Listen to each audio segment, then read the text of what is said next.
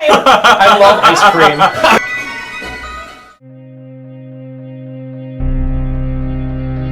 You ready? Set, go.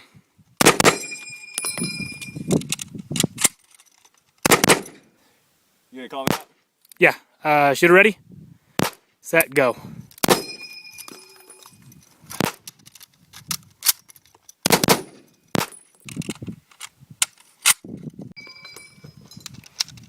Come on.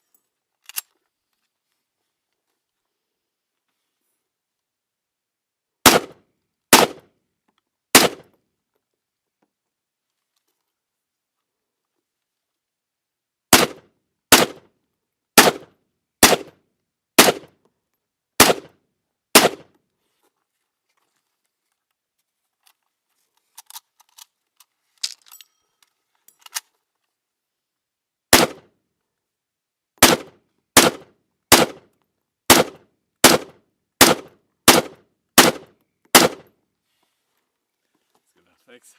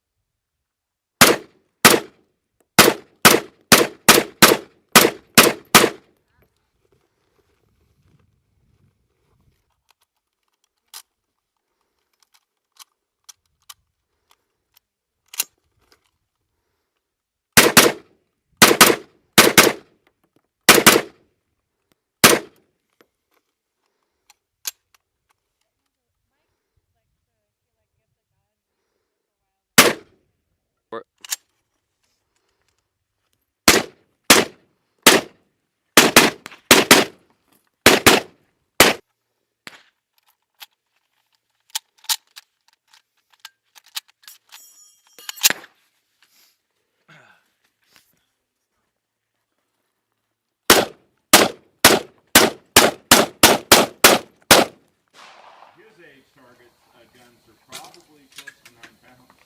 They're, huh? Oh yeah.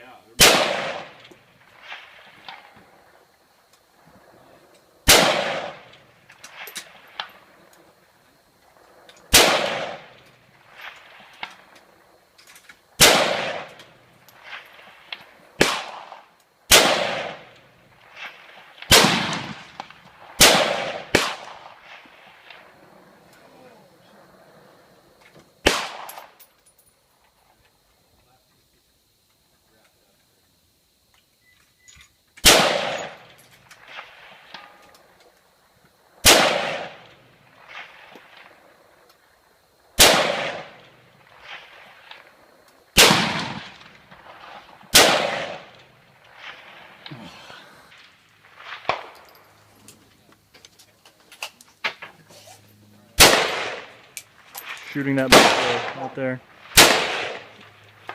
Oh, I heard it. I think I need to shorten that cord a little bit.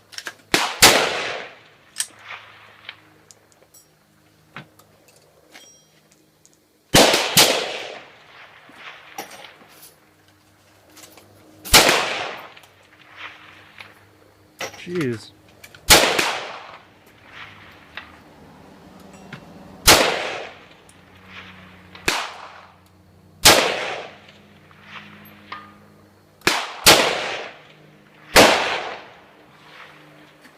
Kill it.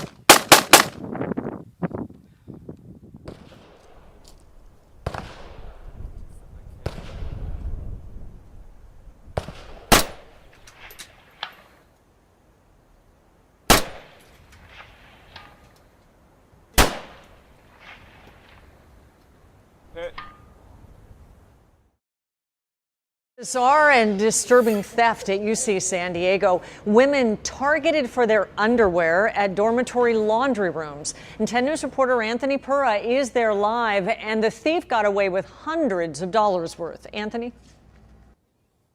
Yeah, the thief definitely stole more than one, all from women who use this laundry room over here. I spoke with a few of them who say that this is not only weird, but very violating.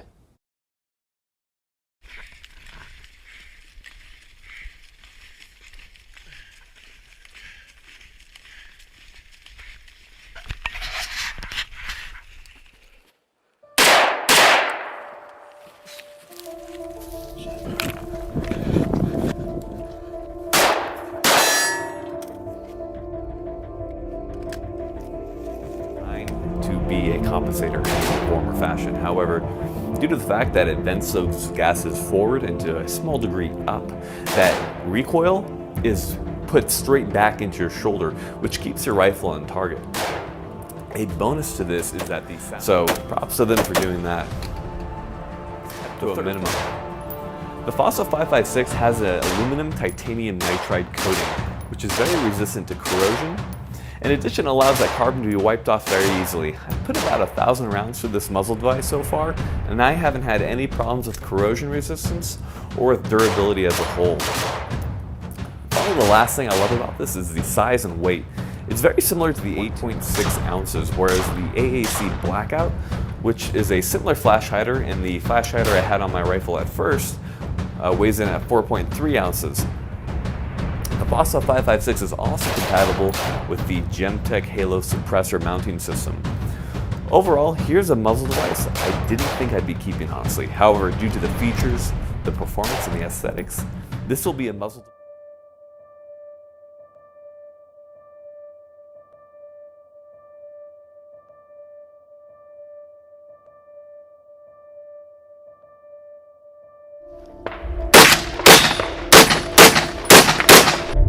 When it comes to mounting optics on the M1 Garand, M14, M1A type receivers, there's a whole lot of options out there. The Hopco USA is a non-permanent. Well, of course, it's going to be much faster than iron sights due to the acquisition, the speed of acquisition. The question I'm asking is, what about distance shooting. I've heard people say that these optics don't lend themselves well to distance shooting. I tend to disagree. So I find that I'm actually shooting more accurately with the micro red dot optic than I ever did with iron sights. The common question I'm asked is about cheek weld and sight picture. So in regards to cheek weld, going into this I wasn't sure if I was going to need any type of cheek riser in order to see correctly through the optic. However, I found with the amount of times I've been through it and a little time and experience on it that the cheek weld is very similar to an AR-15 that has a lower 1/3 co-witness setup with iron sights, which means that your cheek weld is at the lower portion of your cheek, which I find comfortable for shooting on the move. The sight picture is of course going to be very clear, and that's due to the fact that you're looking through an open window of a micro red dot optic, and I find it very pleasing as opposed to using the iron sights. A point of contention that I've heard with this system is the fact that the ejecting brass or the ejecting in block might strike the red dot optic, and I've taken some high speed footage here and you can see to some extent that is definitely true. I've put approximately 600 rounds through this rifle since the optic has been mounted, you can definitely see that there is to some extent some brass marks on the optic. I don't believe in any way that this will damage the optic. These are fairly ruggedized.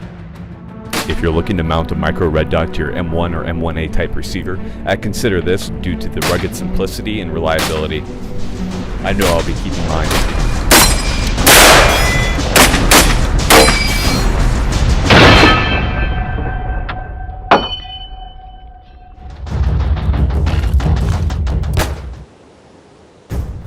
Whether you're training or deployed, your tactical weapon light is going to rapidly collect soot and debris from weapon discharge, which will make them much more ineffective. This residue is going to be difficult to remove, and it makes cleaning the lens an annoyance during training and impractical in a non-permissive environment. As you begin to fire your weapon, and you are ready for a clean lens, simply wipe your finger across the lens and it will clean it off.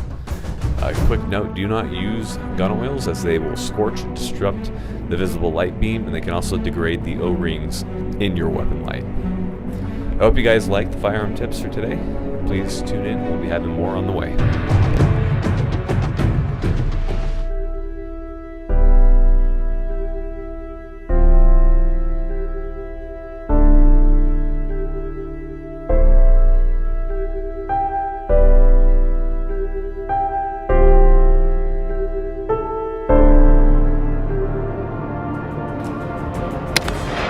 Lightweight, handy, somewhat uncomfortable. The Troy Alpha carbine, the M7A1 stock, had a couple things that concerned me.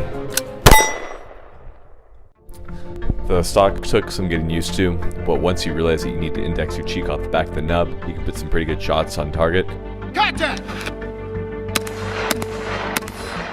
After firing a couple mags to the rifle with and without body armor, the stock really grew on me, and I ended up really liking it.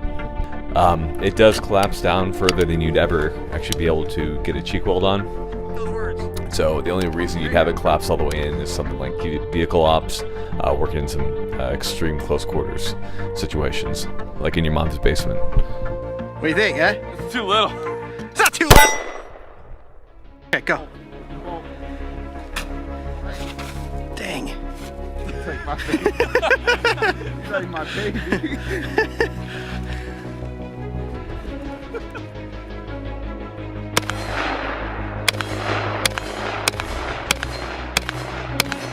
This is by no means a robust reliability test. However, with about the 1,000 or so rounds that we've put through the rifle so far, we have not encountered any issues. I am concerned, however, with parts wear, and this is due to the fact that they have shortened the buffer spring system so much in order to get the stock as short as it is. You're likely going to have to replace that buffer spring more often than you would have to replace a buffer spring on a carbine length or a mid-length gas system. But if you're looking at this stock system, you likely understand that you're going to have to make this sacrifice in order to get a stock that is as short as this one is. I do want to point out that I am talking about very high round counts, 20,000, 30,000 plus. And as long as you're replacing those components, those springs, you're likely not going to have any issues.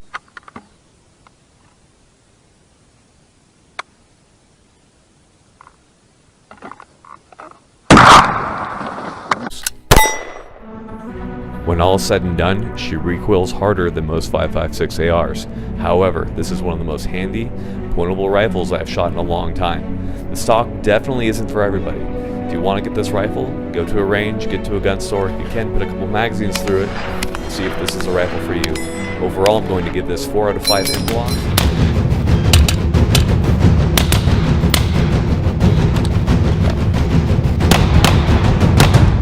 Caveats.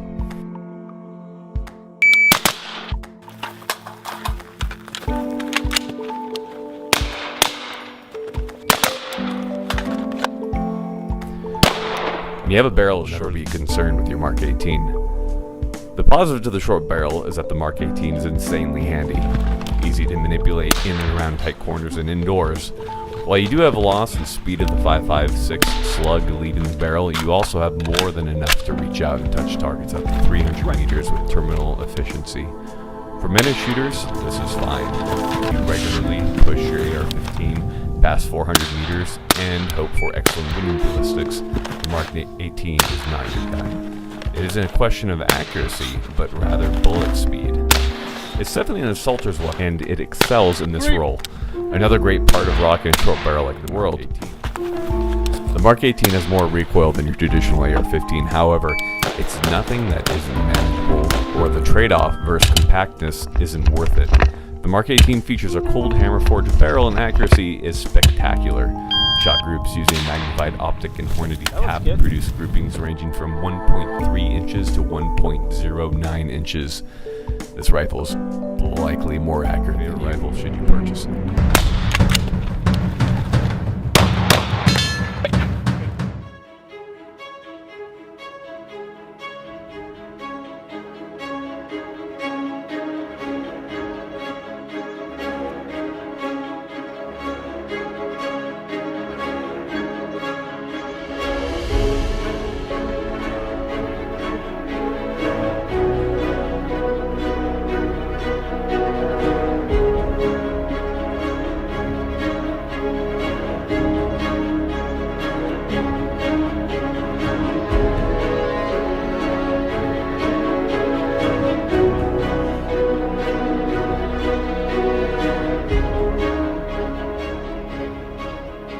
Other high-cut helmets that weigh anywhere from 2.4 to 2.8 pounds complete, and you have the lightest helmet meeting the above standards on the market as of this review. Does the small amount of weight make a difference? Honestly, it depends on what you do. I'll tell you that I can certainly feel the difference when doing long missions wearing this helmet. That's less weight compressing the vertebrae of my neck, which equals less pain. This keeps me more alert and aware of what's occurring around me. And if you're used to wearing the Mitch 2001 or the ACH type helmets, you'll be amazed at the difference, as the Delta X sports a 40% weight reduction compared to many of those systems. The Delta X helmet is a true one-size-fits-all affair due to the padding water than you need to plan your mission around resupply or water sources. Then you have to have a purifier or iodine, and you run into problems there. So point of all that is have good airflow so you don't sweat so much. Ration your sweat, not water. To allow for that universal fit I was talking about earlier, ProTech went with the Team Wendy Cam Fit retention system, and it uses a BOA closure system. You're gonna have to keep retightening it. And why this is so important is because there's a lot of cheaper helmets out there, but they don't use really good suspension systems. What happens then is when you're doing hard, fast movements such as transitioning between targets or bringing the gun up to your eyesight or looking down into your optic, you often have that helmet shift, fall down into your nose, make your eyes water, all that type of stuff. You don't want that happening, so a good suspension system is pretty vital. I've also jumped out of C-130J, that was a boltless rail design. It's actually secured via epoxy, and I was pretty skeptical of this at first as well, but what the epoxy allows for is, because there's no holes drilled into the shell itself, you don't have any points in the helmet where there is ballistic compromise. So you have a full strength shell all the way around. The company that made the boltless rail is Armor Source, and they tested the epoxy extensively. I've tested it myself because I've taken this through some pretty hard training, and I have seen no evidence of the rail ever separating at all. So I'm pretty confident in this system working for the foreseeable future. Basically what it comes down to is the Delta X is, in my opinion, the latest and most comfortable ballistic helmet I've ever worn. Honestly, words kind of fail when it comes to expressing how much this helmet has relieved neck pain I typically get when running long tempo offs. The features and engineering all come together to give you a robust helmet that will not fail you when your life depends on it.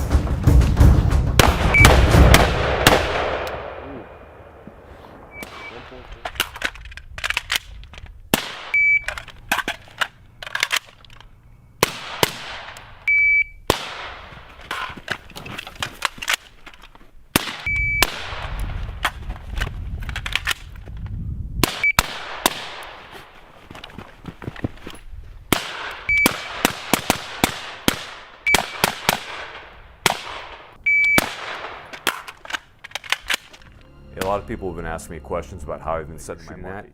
You're going to choose one or the other. So do some research and figure out what's going to work for you. The problem I ran into is being able to wear a pack with it. So I've got the EXO Mountain Pack 3500 right here. This is my typical pack that I'm using when I'm teaching guys. So what's nice about it is I have my rig set up to where it's not a problem to wear the chest rig with it. I have it integrated pretty seamlessly to where with my pack I have a lot of the extra crap, all that stuff I need to survive long term. I could survive almost indefinitely. To my left side. So when it comes to my left side, I've got mostly pouches for magazines and to some extent for medical kits. When it comes to belt kits, they can do two things. We can plug holes and we can create holes, like I talked about with my plate carrier video. My belt is mostly for making holes, right?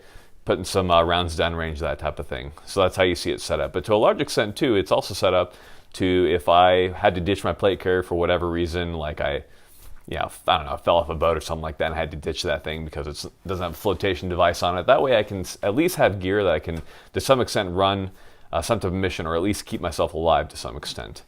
Anyhow, moving over to the pouches. This is an HSGI Taco. They're a great magazine pouch. You also have the ITWS Fast Mag, another great pouch. I have that one on my plate carrier, and you also have the G-Code Scorpions. Buy one that works for you. Make sure that it can mount to your belt. If you got that Ronin Senshi belt with all the MOLLE pouches, great. You can just mount that straight in. If you got an actual belt you're mounting it to, make sure that you have an option to mount it to your belt, not just the MOLLE, because that's not going to stay very secure. When it comes to those pouches too, can I reach it with my right hand? Yes, now it is more difficult. There's some really cool IFAKs out there where you can simply grab them and rip them off their tearaway. I would definitely recommend one of those. I don't have them. This is the light compatible Ragnarok. It's a level, nothing retention. It's just a Kydex holster. They also make a hooded, what would it be, level 3 retention holster. So different things. Just make sure that you're picking a level of retention that's going to make sense for your job. Like, hey, you're a law enforcement. You're probably going to want full retention. You're probably going to want, ALS system with a hooded system, something like something that Safariland makes. If you're running ops, you're being all cool guy and high speed, hey, something like a Kydex or maybe even a Safariland ALS is going to work just as well. Just pick something that works for you. Practice with it, obviously. If you've got that hood, you have to really make sure you're locking that hood back up into place when you're reholstering that weapon. Otherwise, you're probably going to lose that. Comment if you think I'm really handsome. That's cool.